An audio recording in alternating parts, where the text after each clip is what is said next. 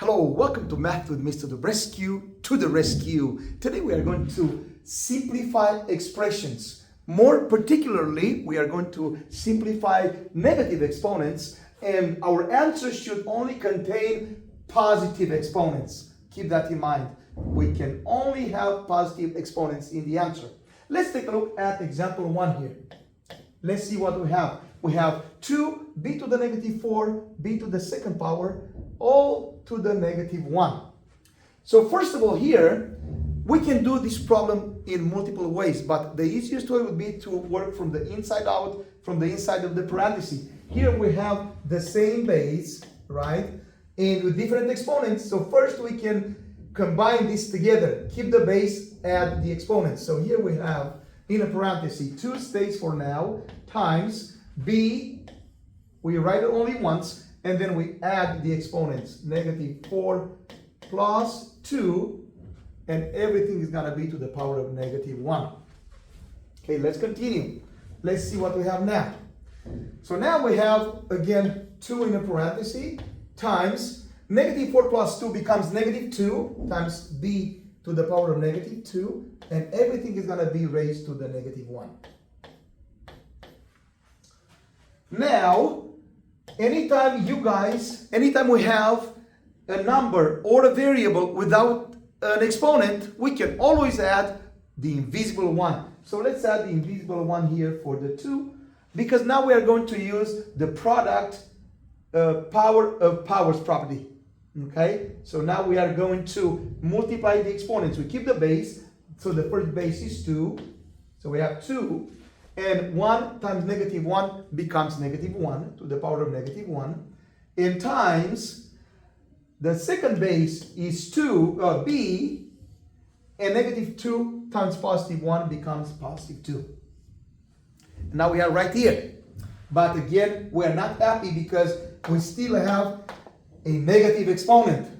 So remember, I told you, anytime we have a negative exponent, we need to create the numerator and the denominator. And because this expression now has only, we don't have the numerator and the denominator, we are going to put the entire expression over 1.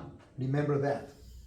We can put everything over the 1. Now we have the numerator and the denominator. And remember, the unhappy exponent or the bad tenant is going to move to the first floor, to the denominator, and they become positive. So let's move 2 to the negative 1 to the bottom, and that becomes 2 to the positive 1, and b to the second power was happy already there and stays where it is. So the final answer is b to the second power divided by 2, because 2 to the first power is still a 2. Take a look at this example. Again, we did it step by step, and finally we ended up with a positive exponent in the answer. Let's take a look at other examples here. So let's take a look at this example. Here we have the same thing. The base is x, so we keep the base, and in this case we multiply the exponents based on the exponent rules. So we have negative 2 times negative 4 becomes positive 8. Times 2 and times x to the negative 2. And again, here we notice that we have a negative exponent. And again, here we are going to create a denominator by dividing the entire expression over 1. And now the unhappy exponent is going to move to the bottom and is going to become happy and positive. So let's see what's going to be here. So we have x to the 8 times 2, all divided by x to the second power.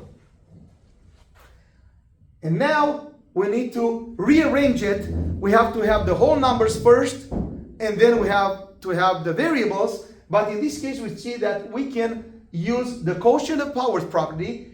We keep the base, and in this case, subtract the exponents. So the final answer is, remember, we keep the 2 first. Whole numbers go first, so 2 times, the base stays, right?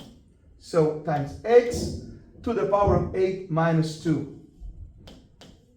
And the final answer is 2x to the power of 6, because 8 minus 2 becomes 6.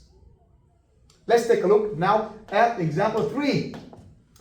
The same thing here, we have to get rid of that parenthesis first. So from the beginning we have 2m to the power of negative 1 times, remember here we need to add the invisible one for the 3, and now we are going to use the law of exponents. So we multiply 1 times 3 is 3, the base is 3, times 1 times 3 is 3, and times m, and 4 times 3 becomes 12.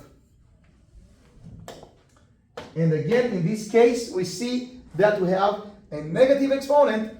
Therefore, we are going to put the entire expression over 1. So let's do that. Let's put the entire expression over 1.